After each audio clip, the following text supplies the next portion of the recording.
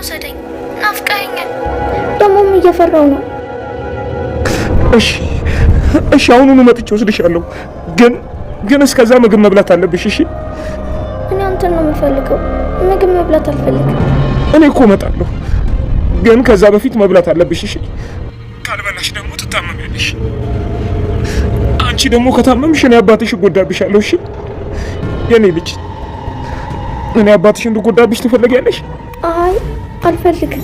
በቃ ስለዚህ እስክመጣ ምግብሽን ብይ። እሺ እሺ እበላለሁ።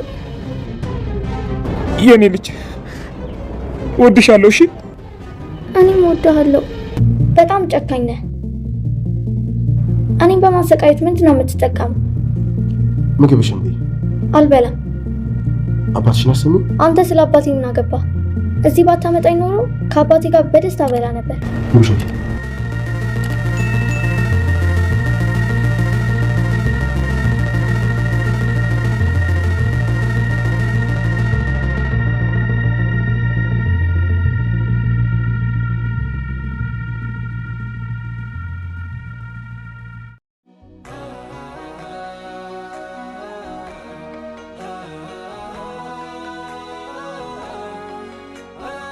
አብርሃም ልጁን ሳቤላን ከአጋቾቹ ለማስለቀቅ ቤቱን በባንክ ሊያስያዝ ማርዳ የልጇን መታገት በሰማች ጊዜ ቤት ድረስ ሰተት ብላ መጣች። ዲና ይሄን አጋጣሚ ተጠቅማ ከቤት ወጥታ እንግዲህ ቤቱ በባንክ እንዲያዝ ያደረገችው በራሷ ሰዎች በኩል አመቻችታለች። ርብቃ የሷ ፍቅረኛ ነው ልጃችንን ያገታት፣ ስለዚህ እነሱ እዚህና እዛ ሆነው እየተመሳጠሩ በሌላ ሰው እያሰሩ ሊሆን ይችላል ብላለች። አብርሃምም ለመጀመሪያ ጊዜ ዶክተር ርብቃን ድምጹን ከፍ አድርጎ ፍቅረኛሽን መች ነው ለመጨረሻ ጊዜ ያገኘሽው እያላት ነበር። ርብቃም ለምትጠይቁኝ ጥያቄ ይሄ ፕራይቬሲ ስለሆነ አሳማኝ ምክንያት እስካላገኘሁ ድረስ በጭራሽ ልመልስላችሁ ፈቃደኛ አይደለሁም እያለች ነው። አብርሃም በአሁን ሰዓት ማንኛውንም ሰው ምንም ራሱንም ቢሆን ከመጠራጠር ወደ ኋላ አይልም። ግን ደግሞ አጋሹ ምንም ወንጀለኛ ቢሆንም አዛኝና ሩህሩህ ስለሆነ ሳቤላን እየተንከባከባት ይገኛል። ግን ደግሞ ሳቤላ ፊቱን አይታ ይሄ ሰው አስፈሪና ጨካኝ ነው እያለች ነው። ሳቤላ ከዛ እንደምትወጣ ተነግሯታል። ግን ምግብሽን ስጨርሽ ነው ተብላለች። ምግቡን በልታ ከጨረሰች በኋላ ምን ሊፈጠር ይችላል? ሰላም ጤና ይስጥልን ውድና የተወደዳችሁ እንደምን አላችሁ? በያላችሁበት የዓለም ዳርቻ ሰላማችሁ በዘት ተረፍ ይበል እያልን በአዲስ መተናል። በቅንነት ላይክ፣ ሼር፣ ሰብስክራይብ እያደረጋችሁ ቤተሰብ አድርጉን። ሳቤላ ተከታታይ ድራማ በባለፈው ክፍል እንዴት ተመለከት ነው እንግዲህ ሳቤላ ከታገተች ባላደር ብላለች ማለት ነው። ይሄ ነገር ደግሞ እንግዲህ አብርሃም የተጠራጠራቸው ሰው በጭራሽ ይሄ ነው የሚለው ጣላት አጥቷል። ነገር ግን ርብቃ ዲና አንድ ጥርጣሬዋን ተናግራለች ማለት ነው። ርብቃን ለመበቀል አስባበት ተዘጋጅታ ይመስላል። የራሷን ሚስጥር ወደ ጎን አድርጋ እዚህ ቤት እንግዲህ እየተፈጠረ ያለው ነገር እኔ እንደሚመስለኝ ከሆነ ኤፌሶን ነው ያገታት፣ ከሱ ውጭ ሌላ ሰው ሊያገታት አይችልም ብላለች። እሱ እንዴት ሊሆን ይችላል ባለ ጊዜ አብርሃም በትርፍ ጊዜው እነዚህን አይነት መሰል ስራዎች እንደሚሰራ ህፃናቶችን እያገተ ወላጆቻቸውን ገንዘብ እንደሚጠይቅ ይሄንን ሰምቻለሁ ብላለች። ይህን ባለች ጊዜ ግን አብርሃም ከዚህ በፊት ከኤፌሶን ጋር እባክህ እኔንም ቤተሰቤንም ተወኝ መጀመሪያ አካባቢ ለማስፈራራት ብትሞክርም ግን ደግሞ የማደርገውን ከዚህ በኋላ ምላሹን አትችዩም። ግን ደግሞ አንቺ ጋር ያለውን ቪዲዮ በጭራሽ ልትለቂዋችሁም፣ ምክንያቱም ርብቃን በምን ልትይዣት ትችያለሽ? የመጨረሻ ያለሽ አማራጭ እሱ ስለሆነ የርብቃን ፎቶ ልትለቂያችሁም ብሏታል። እኔን ግን ቪዲዮውንም ሆነ መረጃውን አሳልፌ ከመስጠትና ከዚህ በኋላ ለማደርጋቸው ለእያንዳንዶቹ ተግባራቴ ማንም ሰው ሊያስቆመኝ አይችልም እያለ ሲፎክርም ተሰምቷል።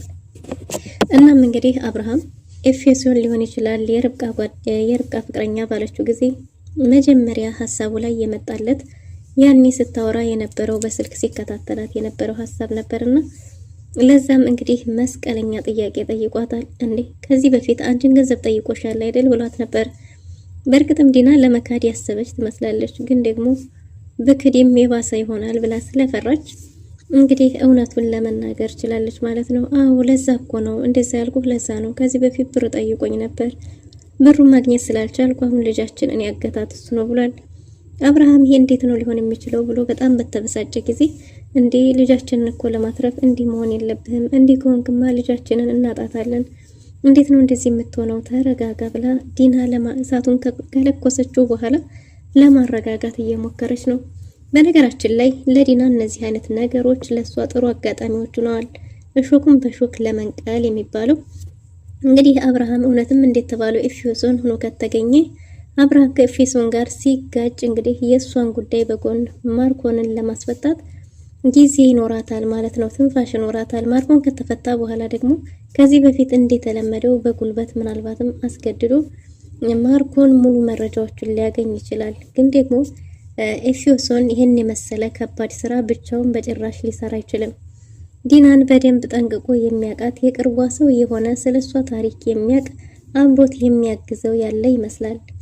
ያ ማለት እንግዲህ ከኤፌሶን ይልቅ ሳቤላን የያዛት ሰው ኃላፊ የሚመስለው እሱ ነው። ግን ደግሞ ይህን ስራ የምሰራው ተገድጄ ነው እያለ ነው። እሱም የሴት ልጅ አባት ነው። ያ ደግሞ ለሳቤላ እንዲያዝንላትና እንዲራራላት አድርጎታል ማለት ነው። በሌላ በኩል እንግዲህ ዲና እሳቱን አቀጣጥላ አብርሃም እሳት ለብሶ እሳት ጎርሶ ወደ ርብቃ ክፍል እየሄደ ነው። ርብቃ ልዩ እንግዲህ በሳቤላ መጥፋት እጅግ በጣም ስለተጨናነቀችና አሁን በዚህ ሁኔታ ላይ ምን ትሆን ይሆን በሚል ምንም አይነት ረፍት እያደረገች አልነበረም። ለዛም ሳቤላ እንድትገኝ ወይም ደግሞ የምትገኝበትን መንገድ ለማስተካከል ሲባል ግዴታ አንቺ መረጋጋትና ወደ ራስሽ መመለስ አለብሽ፣ ኢነርጂ ሊኖርሽ ይገባል፣ እንደዛ ካልሆነ በጭራሽ እነሷን ማግኘት አንችልም እያለቻት ነው። ለዛም እንግዲህ እሺ ብላ ገና ልተኛ አረፍ ልትል ስትል አብርሃም በራቸውን በኃይል ከፍቶ ገብቷል። በዚህን ጊዜ ሁላቸውም እጅግ በጣም ተደናግጠው ስለ ሳቤላ ምን ሊነግረን ነው ብለው በጭንቀት ሁላቸውም በጉጉት እየጠበቁ ይገኛሉ ማለት ነው። እናም እንግዲህ ይሄ ምንድነው ሁላቸውም በጭንቀት እየጠበቁ ሳለ ልዩ እርግቤ ምን ሆነች? ሳብዬ ምን ሆና ነው? ምን ገጠማት? ምንድነው የሰማኸው ነገር እያለች ጥያቄውን በጥያቄ ላይ ማስከታተሏን አላቆመችም። ግን ደግሞ አብርሃም ሁለቱንም የሚያይበት እይታ ልክ አልነበረም። ከብዙ ቆይታ በኋላ ትንፋሽ ከወሰደ በኋላ ርብቃ ዶክተር፣ እኔ አንቺን ከሚገባው በላይ አከብርሻለሁ፣ ግን ደግሞ ዛሬ በዚህ ሁኔታ ስለማናገርሽ እጅግ በጣም ይቅርታ፣ ወዲች አይደለም የልጅ ነገር ሆኖብኝ ነው ብሏታል። ሁላቸውም ምን ሊለን ነው እያሉ በጉጉት እየተጠባበቁ ነው። አብርሃምም ከቆይታዎች በኋላ ፍቅረኛሽን ለመጨረሻ ጊዜ ያገኘሽው መች ነው ብሎ ኃይል በተሞላበት ቃል በጣም ኮስተር ብሎ እየተናገራት ነበር። ርብቃም ምን ፍቅረኛሽን የሚል ምላሽ በሰጠች ጊዜ ገብቶሻል ርብቃ ለማለት የፈለኩት የገብቶሻል ብሏት ነበር። እሷም በተናገረው ነገር ግራ ብትጋባም ምን ለማለት ፈልጎ ነው፣ ይሄ ደግሞ ምንድነው የሚል ጥያቄ አስነስቶባታል። ግን ደግሞ ትናንት ብላ በቅጽበት መልሳለች። እርግጠኛ ነሽ ትናንት ግን አግኝተሽዋል ሲል ዲና ስትሮጥ ተከትላ መጣለች። በዚህን ጊዜ እንግዲህ ርብቃ የዲናን ሁኔታ በተመለከተች ጊዜ ተከታትለው ስትመጣ አይ ይሄን ከሳት የጫረችው እርግጠኛ ነኝ ዲና ናት፣ ለዛም ደግሞ ማስተባበያ መስጠት ይኖርብኛል ወይም ደግሞ እውነቱ ምን እንደሆነ ማወቅ ይኖርብኛል ብላ የወሰነች ትመስላለች። እናም ይሄ የፕራይቬሲ ጉዳይ ስለሆነ የራሴ ፐርሰናል ጉዳይ ስለሆነ ማንንም ሰው የሚመለከተው አይደለም። ፍቅረኛዬን እንደ ማንኛውም ሰው በማንኛውም ሰዓት የማግኘት መብቱ አለኝ። ግን ደግሞ እንዲያብራራ ከተፈለገ እውነታም ለምን እንዴት ተፈለገ ጉዳዩን ማወቅ አለብኝ። ጉዳዩን እስካላወቅኩ ድረስ ምንም መናገር አልችልም። ይቅርታ አብርሃም፣ ልረዳህ አልችልም ብለዋለች። አብርሃምም ትንሽ ካሰበ በኋላ ዲና ግን ወደሽ ሳይሆን ተገደሽ ትናገሪያለሽ፣ ማንም ይለማመጥሽ መስሎሽ ነው፣ ተገደሽ ነው የምትናገሪው እያለች ነው። ዲና እንግዲህ ወደ ሆስፒታል እንድትሄድ አብርሃም ስትገፋፋው ስለነበረ በተለይ አብርሃም ብዙ ነገሮችን አዙሮ እንዲመለከትና እንዲነቃ ያደረገችው ርብቃ ከመጣች በኋላ ስለሆነ እንግዲህ ለመበቀል የፈለገች ትመስላለች። ለዛም ኮስተር ብላ ነበር ወደሽ አይደለም ተገደሽ ነው የምትናገሪው ስትላት የነበረው። ማንም አስገድዶኝ ሳይሆን ወድጄም ራሱ የምናገረው የምትጠይቁኝ ጥያቄ ወይም ደግሞ እንደምታብራሩልኝ እንደ ጉዳዩ አይቼ ነው። ይሄ የራሴ የግል ጉዳይ ስለሆነ ማንም ሰው ሊያስገድደኝ አይችልም። ይቅርታ ልረዳችሁ አልችልም። እንዲረዳችሁ ከፈለጋችሁ ጉዳዩን በግልጽ አብራርታችሁ ልታሳውቁኝ ግድ ይላል ብላለች ርብቃ። በዚህን ጊዜ እንግዲህ አብርሃም መቼም የልጅ ጉዳይ ሆኖብኝ ነው ርብቃ፣ አከብርሻለሁ፣ አምንሻለሁ፣ ግን ደግሞ ምናልባት ፍቅረኛሽ ሳቤላን አግቷል ሊሆን ይችላል የሚል ሀሳብ ዲና ስላመጣች ነው ብሏል። እንዴት እሱ እንዴት ሊያግታት ይችላል ብላ ድንገት ነገሮች አስደንግጠዋታል። በዛ ላይ ሰፈር አካባቢ ስላገኘችው ምናልባት እሱ አግቷት ሊሆን ይችል ይሆን? በዛ ላይ ደግሞ ዲናንስ ገንዘብ ጠይቋታል። እሱስ ለምንድን ነው ዲናን ገንዘብ የጠየቀው? በዛ ሰዓት ስለምን እዚህ ሰፈር ተገኘ የሚለው ርብቃ አእምሮ ውስጥ በጣም ብዙ ጥያቄዎች እየተመላለሱ እየተጎደጎዱ ይገኛሉ። እነዚህንም ጥያቄዎች ለራሷ በራሷ እየመለሰች አይ በጭራሽ ይሄ ሊሆን አይችልም፣ አይሆንም እያለች ብቻዋን እንደብድ እያወራች ከብዙ ደቂቃዎች በኋላ አዎ ትናንት አግኝቼዋለሁ ብላለች ድጋሚ። አብርሃም እርግጠኛ ነሽ ርብቃ ብሏት ነበር። እሷም አዎ እርግጠኛ ነኝ፣ ትናንት ወክ ብዬ በወጣሁበት ሰዓት በዛ ሰዓት ነው ያገኘሁት ስትል፣ እንዴ በዛ ሰዓት እኮ የሳቡዬ ከትምህርት ቤት የምትወጣበት ሰዓት ነው። እንደዛማ ከሆነ በጭራሽ ሊሆን አይችልም፣ የት ተገናኛችሁ ብሎ የፖሊስ ጥያቄውን አስከታትሎ ጠይቋል አብርሃም። እናም እንግዲህ በዚህን ጊዜ እንደዛ ሲላት ዲና እነሱ አንድ ላይ ቢሆንም እኮ እንዳይታወቅባቸው እያስመሰሉ ሊሆን ይችላል፣ ስራውን በሌላ ሰው ማሰራት ይችላሉ፣ እሱንም ከግንዛቤ ውስጥ ማስገባት ይኖርብሃል ብለዋለች። መቼም ዲና ተንኮለኛ ስለሆነች የተንኮል መንገዶችን ሁሉ ታውቃቸዋለች። እናም እንደዛ ባለች ጊዜ እሱንም ታሳቢነት ማድረግ አለበት ስትለው ዲና አይ በጭራሽ ኤፊ እንደዚህ ሊያደርግ አይችልም፣ እውነትም እንኳን እሱ እንደዚህ ካደረገ እውነትም ሳብዬን እሱ ያገታት ኤፌሶን ከሆነ ኤፊ ከሆነ በጭራሽ ምንም ነገር አያሳስብህ፣ ጉዳዩን ለኔ ተወልኝ፣ እኔ እስከ ቤቷ ድረስ ሰተት አድርጌ ሳቢን ይዣት እመጣለሁ ብላለች። አብርሃም ምንም ችግር የለም አምንሻለሁ፣ እኔ የምፈልገው ልጄን ነው፣ ብቻ ልጄ ምንም አትሁንብኝ፣ ልጄን ያምጣልኝ እንጂ እኔ ከሱም ጋር ምንም አይነት ግጭት አልፈልግም፣ ገንዘቡንም የጠየቀኝን ሰጠዋለሁ ብሏል። ግን ደግሞ ርብቃ በጭራሽ ምንም አይነት ገንዘብ 1 ብር 50 ሳንቲም ሳታወጣ እኔ ሳብዬን እቤቷ ይዣት እመጣለሁ፣ ግን ደግሞ እሱ ነው ወይ እሱ መሆን አለመሆኑን ብቻ እሱን ላረጋግጥ፣ እሱ ከሆነ ምንም ነገር ሀሳብ እንዳይገባ ላረጋግጣለታለች። አብርሃምም ትንሽ የተረጋጋ ይመስላል። እንደዛ ከሆነ ምንም ችግር የለውም፣ እኔ ገንዘቡን በጭራሽ አላስቀርበትም፣ እሰጠዋለሁ፣ ብቻ እኔ ልጄን ነው የምፈልገው፣ ልጄን ይዘሽልኝ ነኝ፣ ልጄ ለኔ ምን ማለት እንደሆነች ይገባሻል፣ በዚህ መልኩ ስላናገርኩሽ ደግሞ ዶክተር እጅግ በጣም ይቅርታ ብሎ ተመልሶ ሄዷል። ርብቃ ይህን ነገር ከሰማች በኋላ ሀሳቧ ዝብርቅርቅ ብሏል። አለባበሱ፣ ሁኔታው፣ ሰፈር ውስጥ ያገኘችበት መንገድ፣ ሁሉም ነገር ተደማምሮባት ርብቃ ለማመን የተጠጋች ትመስላለች። ግን ደግሞ ይህን ነገር እነሱ ፊት የሆነ ፍንጭ አሳየች ማለት ለዲና መንገድ ከፈተችላት ማለት ነው። እና ልዩ ምን እያሰብሽ ነው? እኔ ግን ከዚህ ሁሉ ጀርባ ያለችው እሷ ናት የምትመስለኝ። ዲና ሆን ብላ አቢን ለማሳመን ነው፣ ይሄ ሁሉ የእሷ ስራ ነው እያለች ነው። ግን ደግሞ ዶክተር ርብቃ አሁንም ቢሆን እረፍት አድርጊ፣ አንቺ ማረፍ አለብሽ፣ ሲነጋ ነው የተኛሽው፣ እንቅልፍ የሚባል አልወሰደሽም፣ እሱ ጋር ከሆነች ምንም ሀሳብ አይግባሽ ብላ አረጋግታ ልዩን ካስተኛቻት በኋላ እሷ ከቤት ወጥታ ኤፊን ለማግኘት ሄዳለች።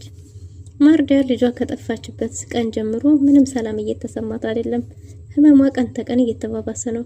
በዛ ላይ አይኗን ጨፈን ባረገች ቁጥር እናቷ ድረሽልኝ እያለች የመማፀን ቃላትን ታዘንብባታለች። ለመድረስ ደግሞ አልቻለችም። ይህ ነገር እንግዲህ ማርዳ ልጅማ የሆነ ነገር ሆናለች። ልዩ ደብቀውኝ ነው እንጂ ልጅ በጭራሽ ደህና አይደለችም። እንዴት አርጌ ላድንሽ? ምን ውስጥ ነው ያለሽው? እያለች ነው ማርዳ በልጇ እንግዲህ እጅግ በጣም እየተሰቃየች ነው። የእናት አንጀት ቀድሞ ሁሉንም ነገር አሳውቋታል። ጥሩ ሁኔታ ላይ እንዳልሆነች፣ ጭንቅ ውስጥ እንደሆነች እንዲደርስላት በተደጋጋሚ እየተማጸነቻት ነው ሳቢ። እናም እንግዲህ ልጇ ጥሩ ሁኔታ ላይ አለመሆኗን ማርዳ አረጋግጣለች ማለት ነው። ነጋልኝ አትንጋልኝ ብላ ስትጠባበቅ አድራ በጧቱ ከቤት ወጣለች፣ ሰፈር አካባቢ ሁኔታውን ለማጣራት። ልዩም ስልክ እያነሳች አይደለም። የልዩ ስልክ አለማንሳት ደግሞ እጅግ በጣም ረብሿታል። ልዩም ምላሽ አጣ ነው። አሁን ደግሞ አንስቼ ምን ልላት ነው? ምን አይነት ስበብ ልሰጣት ነው? እያለች እጅግ በጣም ተጨንቃለች። በስተመጨረሻም ዲና እንግዲህ አብርሃምን ልጃችንን ለማዳን ሲባል ቤቱ ባወጣው ዋጋ ይሸጥ ብላ ነበር። በዚህ 3 ቀን በጭራሽ ይህን ያህል ጊዜ ያልተገኘለት ገዢ ልናገኝ አንችልም ብሏል። የአብርሃምን ልብ ለማግኘት በአብርሃም ዘንድ ለመታመን ያለንበት ቤት በባንክ ይያዝ እያለች ነው። ግን ደግሞ ሌላ በዳሪም በጎን የራሷን ሰው እየፈለገች ነው ቤቱን ወደ ራሷ ለመጠቅለል። አብርሃም ግን የእውነት መስሎት አምኗታል። እሷም ለልጃችን መበርታት አለብህ፣ እኔ ከጎንህ አለሁ እያለች አብሽር ስትለው ቆይታለች። ሳቢ በተኛችበት ተንቅልፏ ተንቀስቅሳ ምግብ ብይ ስትባል እጅግ በጣም ተደናግጣ አንተ እንዳትነካኝ ጨካኝና አረመኔ ክፉ ሰው ነህ፣ እኔን ስላገትክ ምንድነው ያተረፍከው ነገር እያለችው ነው። እሱ ይህንን በተናገረችው ቁጥር የልጁ ድምጽ እያስተጋባ ከጆሮ ላይ ራሱን እየጠላና እየወቀሰ ነው። ግን ደግሞ ቢሆንም ምግብ ብይ፣ እኔ ምንም ነገር አላረግሽም፣ አንቺን የመጉዳት ሀሳብ የለኝም ብሏል። እሷም ወደ ቤት የሸኘኝ ብለው ነበር። እሺ ትሄጃለሽ፣ ለመሄድም ምግብ መብላት አለብሽ፣ ምግቡን ካልበላሽ አትሄጂም ብሏት ነበር። ሳፊም አልበላም ብላ እምቢ ባለችው ጊዜ ለአባቷ ደውሎ ምግብ እየበላች እንዳልሆነ ተናግሯል።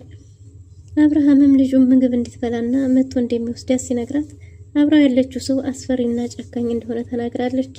ግን ደግሞ እኔ መጥቼ እስከመጣ ድረስ እንዲያገኝሽና አባትሽ እንዳያዝን ከፈለግሽ ምግቡን መብላት አለብሽ ተብላ በአባቷ ሀሳብ ተስማምታለች። ዲና ነገሮችን ማክረር ጀምራለች። ያ ማለት እኮ ይሀጋች ለሳቤላ ያዝናል ማለት ነው፣ ይሄ ሰው በደንብ የሚያቀን ነው እያለች ነው። አብርሃምን እንግዲህ በሚስት በኮድም ቢሆን የተባባልነውን እንዳረሳ አፍጥነው ከዛሬ እንዳያልፍ ብሎታል። አብርሃምም እሺ ገንዘብን አዘጋጅቻለሁ እባክህ ልጄን አደራ ብሎታል። እንግዲህ አብርሃም ልጁን ድምጿን ቢሰማም እጅግ በጣም የበለጠ ተረብሿል። አባዬ ናና ውሰደኝ፣ አዲነኝ፣ ሰውዬ ያስፈራል፣ ደህና አይደለሁም እያለችው ነው። በሌላ በኩል እንግዲህ ዲና ፏፍንትሽ ሽር ብላ አብርሃምን ጥላው ሄዳለች። ይህን የተመለከተችው ልዩ ዲና ወዴት እንደምትሄድ ለመከታተል ከቤት ወጥታለች። ማርዲያም ወደ ቤቷ ሰተት ብላ ተመልሳ ልጇን ፍለጋ መጥታለች። ውድና የተወደዳችሁ ለዛሬ የነበረን ቆይታ ይመስል ነበር። በቀጣይ እስከምንገናኝ መልካም ጊዜ